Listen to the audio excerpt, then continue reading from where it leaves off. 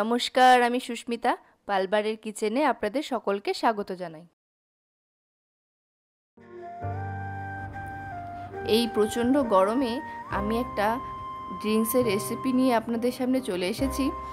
আজ আমি বানাচ্ছি আম পোড়া শরবত। অতি সহজেই এটা তৈরি হয়ে যাবে। চলুন দেখে নেওয়া যাক কিভাবে আমি এটা তৈরি করেছি। প্রথমে একটা কাঁচা আম নিয়ে নিয়েছি, আর নিয়েছি জিরে, গোটা জিরে, নিয়েছি ধনে, আর নিয়েছি বিট লবণ,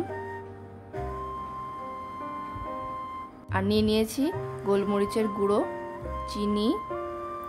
এরপর আমটাকে পরিষ্কার করে ধুয়ে এভাবে একটা ফোর্কের সাহায্যে ফুটো ফুটো করে একটা ছিদ্র তৈরি করে নেব, তাহলে পোড়ানোর সময় ভেতরটাও সুন্দর নরম হয়ে যাবে।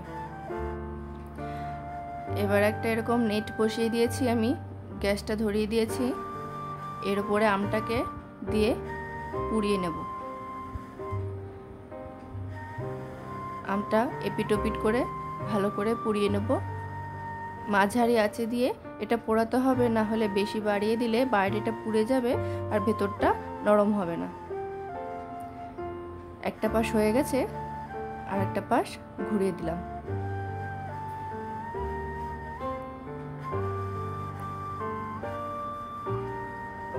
ভালো করে চারদিকটাই এরকম সুন্দর করে পুড়িয়ে নেব। সুন্দরভাবে পুড়ে গেছে আমটা। এবার নামিয়ে একটা জলের মধ্যে দিয়ে দিলাম, তাহলে এটা ঠান্ডা হয়ে যাবে, খোসাটা ছাড়াতে সুবিধা হবে। তারপর একটা কড়াই বসিয়ে দিয়েছি, কড়াইতে দিয়ে দিলাম গোটা ধনে। ধনেটা একটু হালকা ভেজে নেব। তারপর এর মধ্যে দিয়ে দেব গোটা জিরে। এবার ধনে জিরেটা একসাথে ভেজে নেব, যতক্ষণ না সুন্দর একটা গন্ধ বেরোচ্ছে ততক্ষণ এটাকে রোস্ট করে নিতে হবে। এটা ভাজা হয়ে গেছে। এবার একটা মিক্সির বাটির মধ্যে দিয়ে দিচ্ছি, এটা একটা গুঁড়ো করে নেব।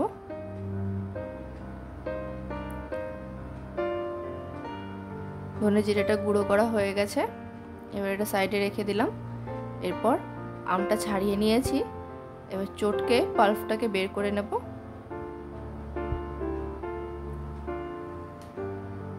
দেখুন কত সুন্দর নরম হয়ে গেছে আমটা।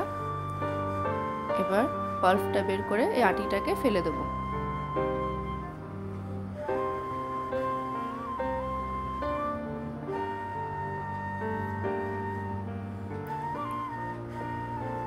আটির গা থেকে সমস্ত আমটা বের করে নিয়েছি। এবার একটু হাতের সাহায্যে স্ম্যাশ করে দিচ্ছি। আমগুলো স্ম্যাশ করা হয়ে গেছে। এরপর একটা এরকম বড় বোল নিয়ে নিয়েছি, তার মধ্যে ছাঁকনি বসিয়ে দিয়েছি। এরপর আমের পেস্টটা এর মধ্যে দিয়ে ভালো করে ছাঁকনি দিয়ে ছেঁকে নেব।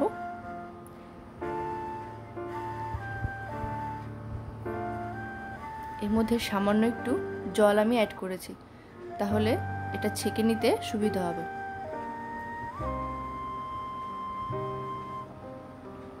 সুন্দর করে এটা ছেঁকে নিয়েছি।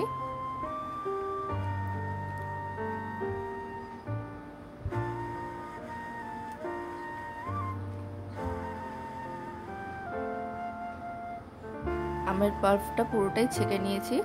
এরপর এটাকে ভালো করে মিশিয়ে নেব। তার মধ্যে দিয়ে দিলাম 4 গ্লাস মতো জল।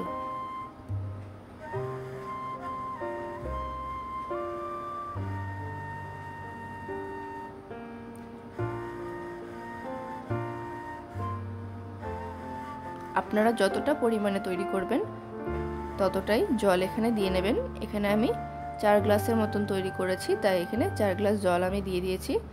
এবারে পাল্পটার সাথে জলটা ভালো করে মিশিয়ে নেব। দেখুন সুন্দর করে মিশে গেছে।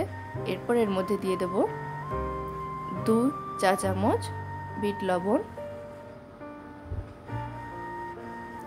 আর দিয়ে দেবো 1 চা চামচ গোলমরিচের গুঁড়ো, 1 চা চামচ ভাজা মশলার গুঁড়ো আর 1 চা চামচ চিনি দিয়ে এবার ভালো করে মিশিয়ে নেব। তাহলেই তৈরি হয়ে গেল আম পোড়া শরবত।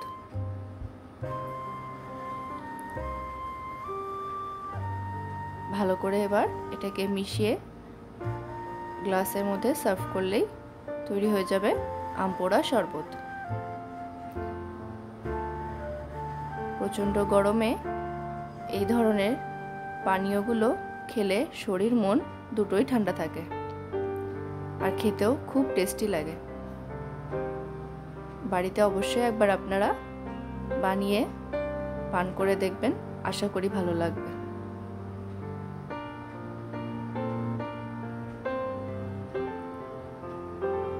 আজকে আমার এই সহজ আম পোড়া শরবত কেমন লাগলো আপনাদের অবশ্যই কমেন্ট করে জানাবেন।